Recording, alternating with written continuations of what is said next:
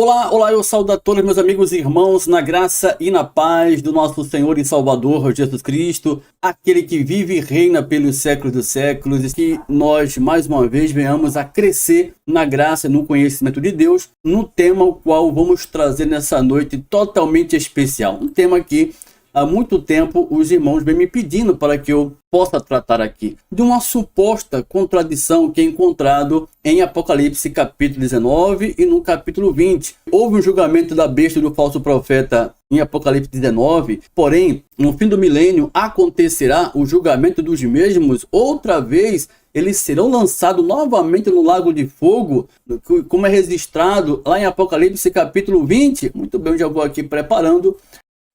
Muito bem, meus amigos e irmãos, já estou aqui em tela com o texto, tá? Estamos aqui já com o texto, o tema que é justamente esse. O primeiro texto que eu vou ler com vocês, são dois textos, né? O primeiro é de capítulo 19, no versículo 20, 19 e 20, que vai dizer assim, no final do capítulo 19, no que tange a questão do retorno de Cristo, porque o capítulo 19 fala da parúzia, do retorno de Cristo nas nuvens do céu. Aí diz, na ocasião do seu retorno, né, ele manifestando assim as bênçãos da sua glória nesse retorno, porém também executando juízo. E vai dizer no versículo 20, e a besta foi presa, e com ela o falso profeta que fizera diante dela os sinais com que enganou os que receberam o sinal da besta e os que adoraram a sua imagem. Estes dois, a besta e o falso profeta, foram lançados vivos no lago de fogo que arde com enxofre. Maravilha? Lá no capítulo 20, ainda do livro de Apocalipse, Apocalipse capítulo 20, no versículo 10, nós temos também a descrição do juízo que acontece no fim do milênio. Não é verdade? Pois que muitos ainda esperam que isso aconteça. Vai dizer assim, então, no versículo 10 do capítulo 20. E o diabo que os enganava foi lançado no lago de fogo e enxofre, onde estão a besta e o falso profeta, e de dia e de noite serão atormentados pelos séculos dos séculos. Meus irmãos amados, escolhidos de Deus, mais que vencedores. Nesses dias eu recebi aqui no Instagram de Escatologia Plena uma pessoa que me pediu que eu viesse dar uma explicação acerca desse acontecimento que é narrado tanto em Apocalipse 19 como em Apocalipse 20. Abençoado irmão Arivelto, como nós podemos conciliar esse juízo? Se houve um juízo em 70, porque há outro juízo que acontece no capítulo 20, uma vez que o capítulo 19 trata da parúzia. Quando o Senhor Jesus vem, manifesta as benéficas do reino de glória, né? As promessas e benefícios do seu povo, e na ocasião há um julgamento. Porém, em Apocalipse 20 também temos um julgamento que acontece no fim do milênio. Muito bem, vamos juntos examinar essa questão para a glória do nosso Deus. Nada melhor do que deixar com que as escrituras falem por si, certo? Então, olha só, um dos grandes erros da tradição religiosa é interpretar Apocalipse 19 e 20 como assuntos distintos um do outro, assuntos diferentes. E isso não acontece em ocasião alguma aqui. E é por isso que os parciais preteristas, por sua vez, né, que é a corrente que entende que até o capítulo 19 já se cumpriu, eles têm de que sustentar que haverá ainda outro juízo final. Então é por isso que eles esperam outro juízo final, porque eles não conseguem, de forma nenhuma, entender como conciliar Apocalipse 19 com Apocalipse capítulo 20. Não, meu irmão, minha irmã. Não existe dois juízos finais. Não existe um juízo que aconteceu em 70 e um juízo que acontecerá em um momento da história que ninguém sabe quando. Ele está totalmente fora de contexto profético, uma vez que todas as questões do fim sucederiam no período da quarta besta. De Apocalipse capítulo 2, de Daniel capítulo 2, Daniel capítulo 7, pelo amor de Deus. Como é que eu posso criar uma narrativa escatológica fora do tempo previsto pelo próprio Deus, manifesta antes a Daniel, e agora chega a mesma profecia para João, e no dia de João, não era para ele selar o livro porque o tempo estava próximo, totalmente diferente do dia de Daniel, e eu interpretar que haverá outro juízo fora do período da quarta besta, que é o Império Romano. Não faz sentido algum, meu irmão. Tá certo? Não tem sentido. Mas, infelizmente, os parciais preteristas insistem na rebeldia tola. Então, o que eles não entendem é que Apocalipse 20 é uma recapitulação de Apocalipse 19, meu irmão.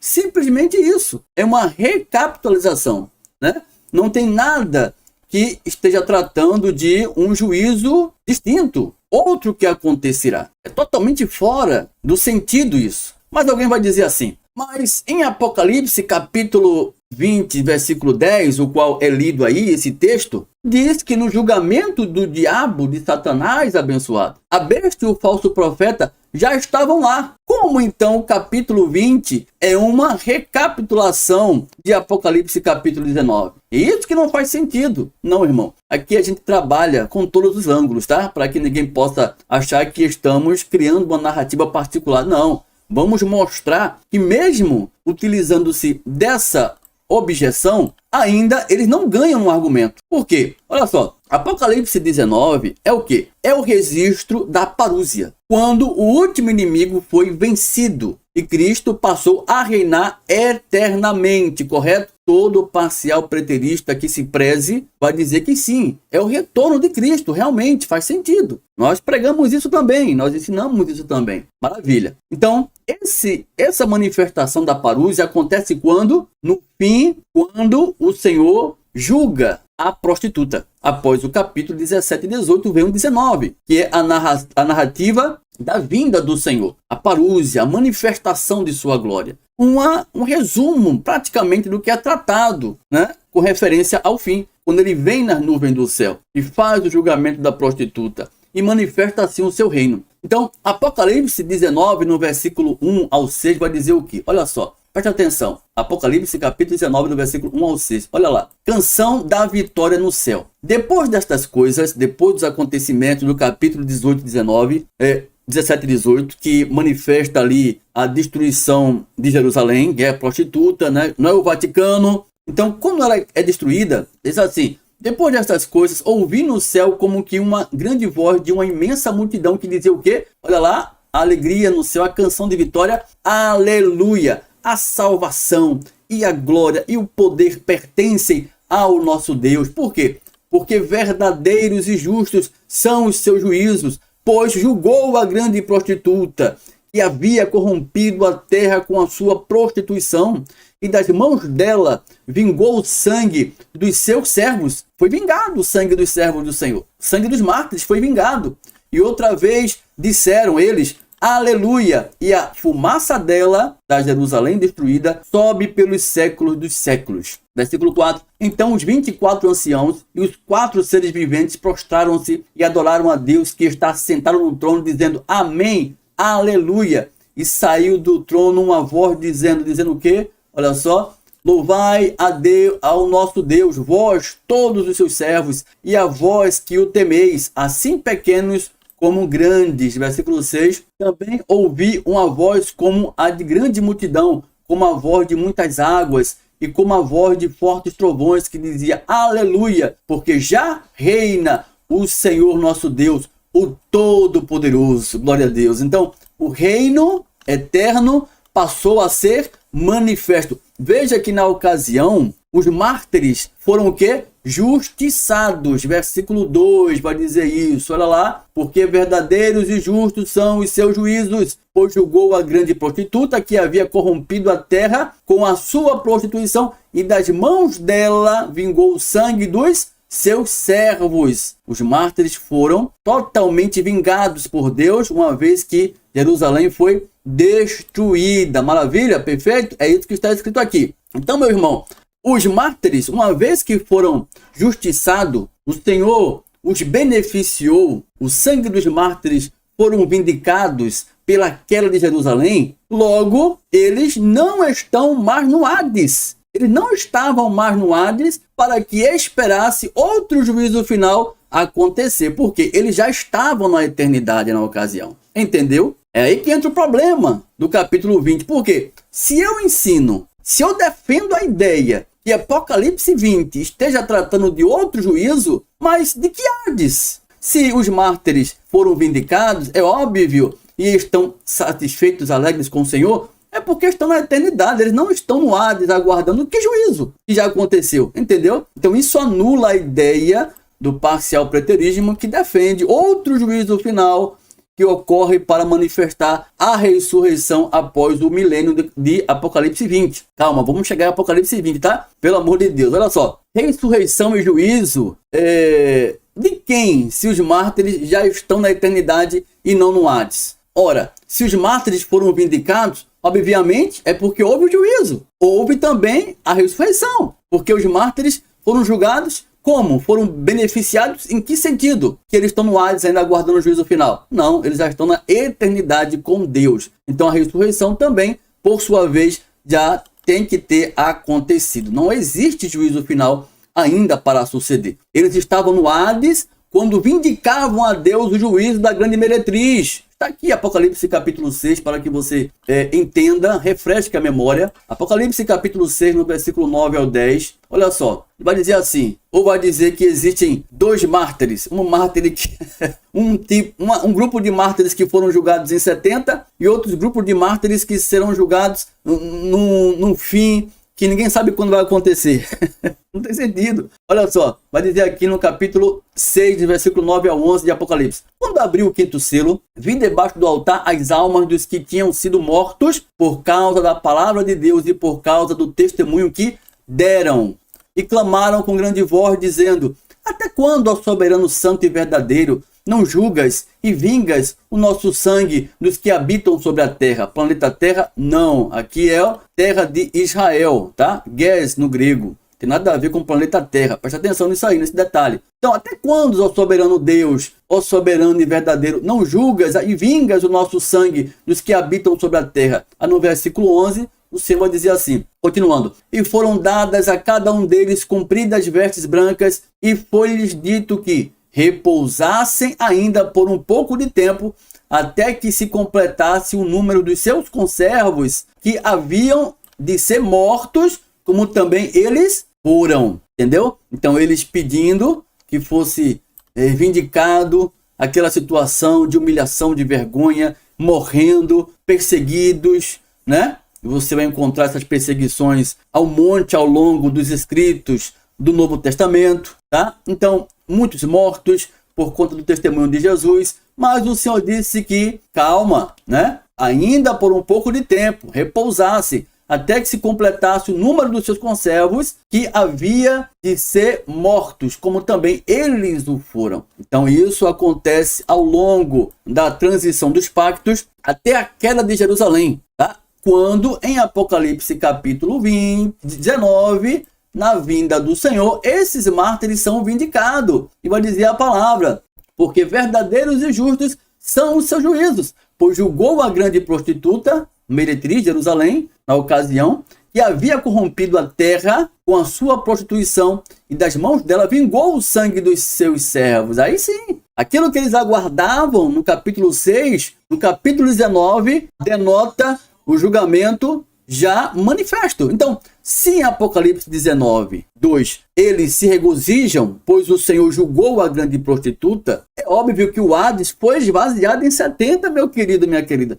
Pelo amor de Deus, pelo amor de Deus. Então, aquilo que consta em 1 Coríntios capítulo 15, no versículo 54 ao 57, vamos lá para o texto, né? Porque os parciais preteristas, eles inculcados, dizem que isso aqui não vai se cumprir. Mas como se isso aqui, se o apóstolo Paulo falou aos irmãos de Corinto antes de 70, esse texto é antes de 70, como é que isso aqui está para depois de 70, meu irmão? Tá vendo a contradição, que não é da escatologia consumada, do preterismo completo. Ele diz, olha só, mas quando isto que é corruptível se revestir da incorruptibilidade, e isto que é mortal se revestir da imortalidade, então se cumprirá a palavra que está escrito: tragada foi a morte na vitória. Onde está, a morte, a tua vitória? Onde está, a morte, o teu aguilhão? O aguilhão da morte é o pecado. E a força do pecado é o quê? É a lei. Então quer dizer que a ressurreição estava atrelado ao quê? Ao fim da antiga aliança. Olha só, o aguilhão da morte é o pecado. E a força do pecado é a lei. Se não estamos mais debaixo da lei, é porque houve ressurreição em 70, que foi o fim da antiga aliança. Puxa vida, meu irmão. E eles que dizem que já estamos na nova aliança. Mas como assim? Como assim estamos na nova aliança se nós ainda estamos aguardando a ressurreição dos mortos? Então é contraditório isso. Não tem sentido, uma vez que o próprio apóstolo Paulo coloca a ressurreição no fim da antiga aliança. O aguilhão da morte é o pecado e a força desse pecado é a lei. Mas graças a Deus que nos dá a vitória por nosso Senhor Jesus Cristo. Está entendendo, meu irmão? Tá entendendo? E Paulo falou isso aqui antes de 70. Então, não haverá ressurreição biológica em lugar nenhum da história. Não existe. E nem juízo final, porque o juízo final aconteceu em 70, no que tange o fim da antiga aliança. Nunca o fim do cosmo. Nunca uma restauração cósmica da Terra. Até porque o reino de Cristo é espiritual. Eles sabem disso. Mas não conseguem ligar os pontos. Por quê? Porque tem um tal de milênio que eles acham que tem que existir, está existindo. E só no fim do milênio que vai ter juízo. Porque não houve ressurreição. Porque tem que ser biológica, não faz sentido. Estamos mostrando aqui, comprovando biblicamente. Então, na ocasião do juízo da grande meretriz, que ocorreu na segunda vinda de Cristo, tá certo? Que consta na parúzia, a besta e o falso profeta são o quê? Julgados e lançados no lago de fogo. Apocalipse capítulo 19. Olha lá, vamos lá. Capítulo 19, no versículo 20. Vai dizer o texto. Olha lá, o que é que diz a palavra?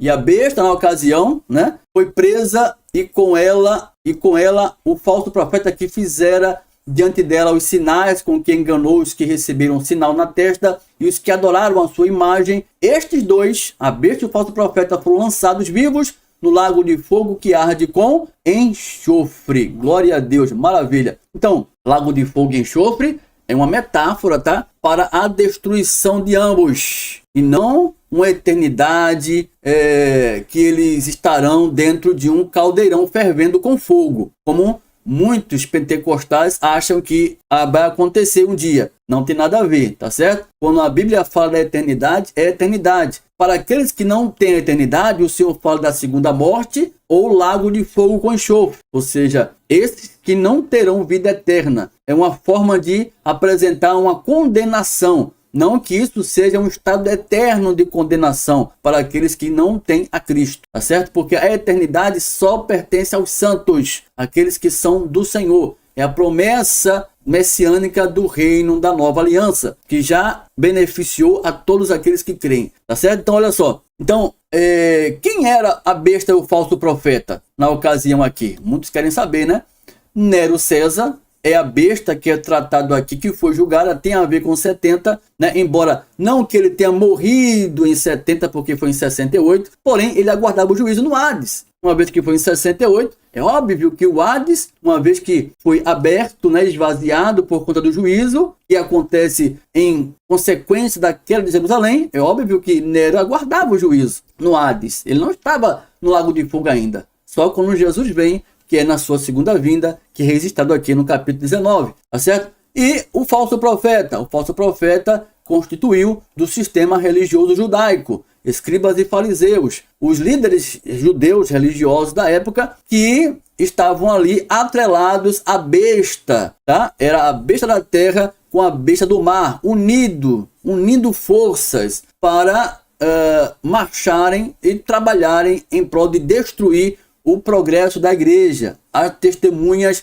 de Jesus. O tempo todo você vai encontrar isso ao longo das cartas de Paulo, exortando ali aos irmãos a batalharem firme pela fé, permanecerem firmes na confissão, tá certo? Então, em 70, eles foram destruídos, lançados no lago de fogo. Juízo final, uma vez que o capítulo 19 tange o quê? A parúzia, o retorno de Cristo, quando a noiva entra em núpcias com a sua esposa, com a noiva, né? O noivo e a noiva. Você vai encontrar isso ao longo da descrição do capítulo 19, as bodas do cordeiro, tudo acontece na ocasião. Então, tudo termina ali. O livro de Apocalipse poderia encerrar aqui no capítulo 19. Por quê? Porque ali se cumpre Mateus 24, 31, de 30 ao 31. Na ocasião do capítulo 19, narra o ocorrido de Apocalipse 1:7. Está tudo tratado ali, né? Então, tudo se cumpriu. Poderíamos fechar o livro de Apocalipse aqui no capítulo 19. Porém, temos Apocalipse 19, que está recapitulando o capítulo 20. Temos o capítulo 20, que está recapitulando o capítulo 19, porque vai tratar do juízo ainda, né? Que foi tratado no capítulo 19, porém, vai falar do juízo de Satanás. Isso aqui não é um juízo extra, tá certo? Foi o mesmo juízo de 70. Não é um juízo extra que vai acontecer no final do milênio, porque estamos vivendo. Não, o milênio ainda está acontecendo. Não, meu irmão. Não há outro juízo final. O Hades foi esvaziado, acabou. Não existe mais ninguém no Hades para que venha ressuscitar e irem para o reino de glória. O Senhor passou a reinar quando ele veio pela segunda vez. Então, Apocalipse 20 narra a segunda vinda de Cristo também. Não uma vinda extra que inventado pelos parciais preteristas. Não, foi a mesma vinda de 70.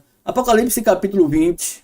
Olha só, Apocalipse capítulo 20, no versículo 11 ao 12, tá certo? Olha só, vamos pegar aqui os detalhes, meu irmão, mais importante do capítulo. Vai dizer assim, o juízo final, né? Olha aqui, juízo final. Diz assim, olha lá, e vi um grande trono branco e o que estava assentado sobre ele, de cuja presença fugiram a terra e o céu, e não foi achado lugar para eles. E vi os mortos, grandes e pequenos, em pé diante do trono. E abriram-se uns livros, e abriu-se outro livro, que é o da vida. E os mortos foram julgados pelas coisas que estavam escritas nos livros, segundo o quê? As suas obras. Olha só, está recapitulando o juízo final, onde os mártires foram vindicados e eles obtiveram o reino. É claro que isso aqui tem a ver com o juízo do trono branco, meu irmão. Pelo amor de Deus. É apenas uma explicação diferente do que consta o juízo de Apocalipse 19, meu irmão. Não é outro juízo final. E de forma apelativa, né,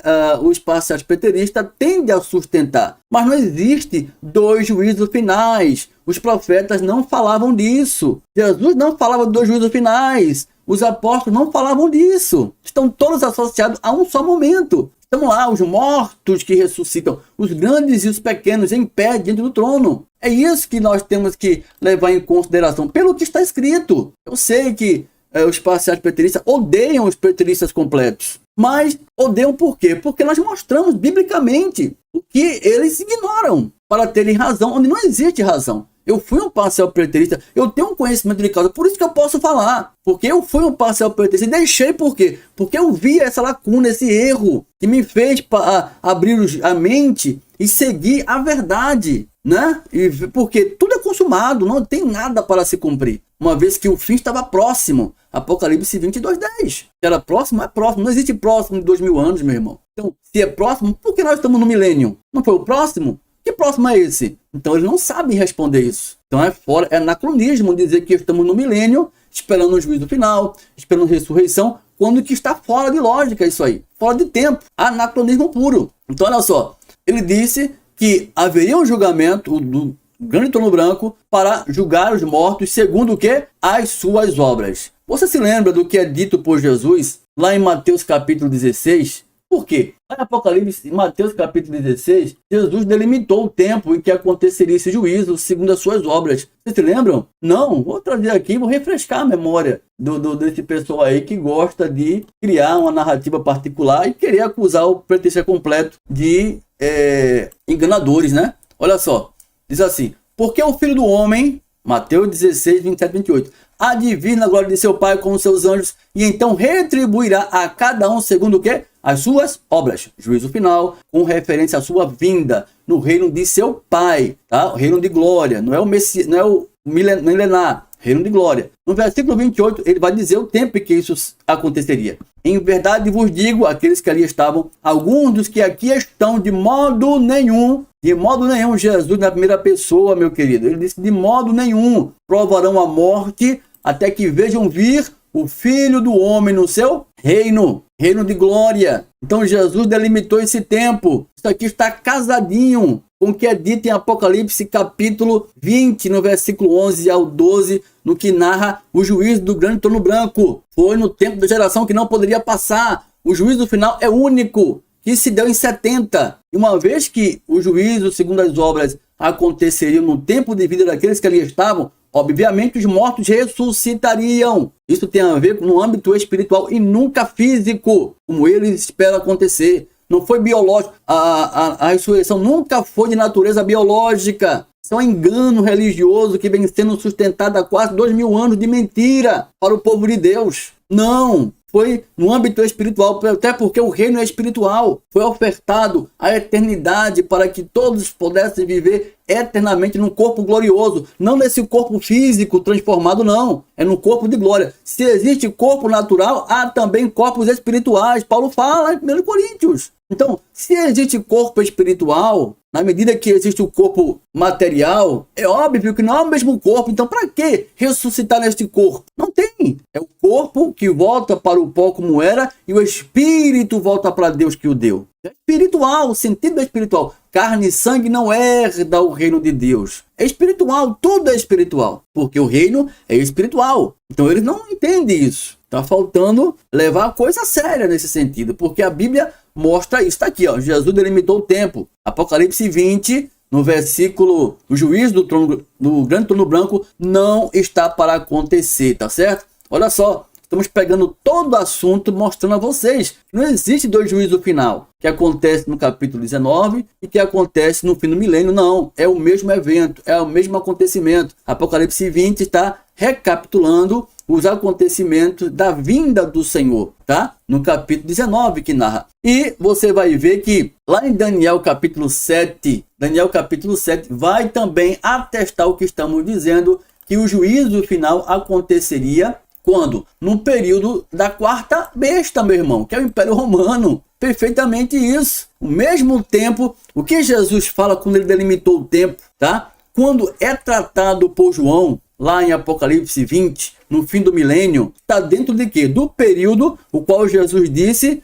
da geração que não poderia passar. Uma vez que Apocalipse foi escrito entre 64 e 68. É dentro da geração que não poderia passar, como também vai atestar aqui o tempo do quarto animal, em Daniel capítulo 7, no versículo 7, depois iremos ler 9 ao 10. Olha só, depois disto, olha, o julgamento onde os livros são abertos, lá do trono branco, de Daniel, de Apocalipse 20, no versículo 11 ao 12, hein? Olha só. Depois disso, eu continuava olhando e em visões noturnas, e eis aqui o quarto animal, terrível, espantoso e muito forte, o qual tinha grandes dentes de ferro. Ele devorava e fazia em pedaços e pisava aos pés o que sobejava. Ele, você vê aqui,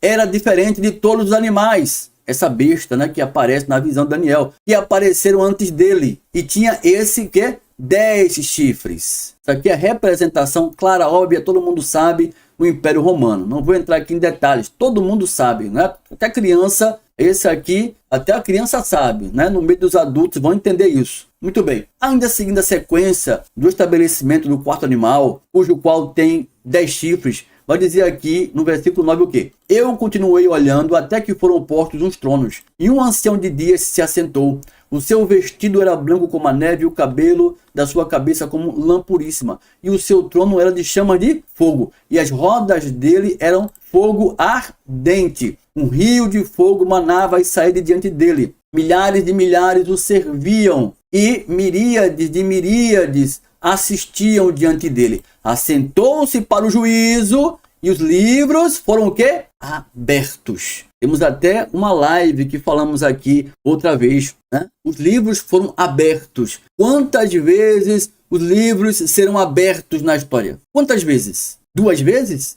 Uma em 70, no que tange o tempo do Império Romano, que ela deveria estar no poder quando isso acontecesse, e outra quando na história? No fim de que milênio? Quando é que isso vai acontecer? Se o Hades já foi esvaziado, se o juízo já aconteceu, assentou-se o juízo e os livros foram abertos. Ele não disse assentou-se os juízos, como se fossem vários juízos. Não, tá entendendo? Então, como pode Apocalipse 20 estar tratando de um juízo onde o Hades já não existia mais? Não existia mais mortos aguardando juízo, porque já foi esvaziado. Entendeu, meu querido? Já foi esvaziado no capítulo 19, narra isso muito bem. É por essas e outras que Apocalipse 19 e 20 não são sequenciais, meu irmão, tá certo? Falam do mesmo ocorrido manifesto na vinda de Cristo, que aconteceu em 70. O detalhe é que em Apocalipse 20 está tratando do julgamento de Satanás, que acontece no fim do milênio, que é um período específico, não é literal,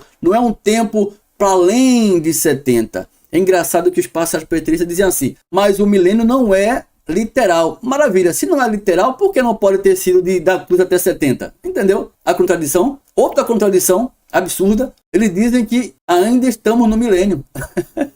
Começa da cruz, mas para mais de 2000 anos, mas porque esse período não é literal. Mas como assim? Se é espiritual, por que não pode ter sido da cruz até 70? Quando Satanás é preso, né? Como é dito lá no início do milênio, né? E isso acontece na cruz. Então, por que não pode ter sido em 70, uma vez que o juízo acontece no julgamento, o qual Jesus disse que aqueles que ali estavam não poderiam morrer, não poderiam ver a morte antes que tudo acontecesse. Entendeu? Outra contradição. Então, meu irmão, está claro, Apocalipse 20 está tratando do mesmo juízo, porém, o detalhe é que ele trata do juízo de Satanás, que até então não foi discutido isso lá em Apocalipse capítulo 19. Entendeu? É simplesmente isso. Aí vai dizer aqui, Apocalipse capítulo 20, no versículo 10. Olha só. E o diabo que os enganava foi lançado no lago de fogo e enxofre, onde estão a besta e o falso profeta, e de dia e de noite serão atormentados pelos séculos dos séculos. Período milenar, da cruz até 70. Então veja que a morte é o último inimigo, tá certo? O último inimigo que seria vencido e foi destruído justamente no fim da antiga aliança, onde ocorre esse mesmo juízo. Quando você vai aqui no versículo 14, vai dizer o quê? Olha só, versículo 14 de Apocalipse 20, olha só, vai dizer assim, ó, e a morte e o inferno foram lançados no lago de fogo na ocasião desse juízo. Esta é a segunda morte, o lago de fogo. Olha, e a morte e o inferno foram lançados no lago de fogo. Esta é a segunda morte, o lago de fogo. Oi, tem dois lagos de fogo e enxofre? Tem no capítulo 19, onde a besta e o falso profeta foram lançados vivos, e agora o lago de fogo também está aqui novamente. É outro lago de fogo? Não, é o mesmo lago de fogo, mostrando que na ocasião do juízo de Satanás, o último inimigo, que era a morte, e o inferno, que aqui é o Hades, o inferno aqui é Hades no grego, tá? Foram lançados no lago de fogo. Acabou. É o mesmo juízo tratado no Apocalipse 19. No fim da antiga aliança, em consequência da destruição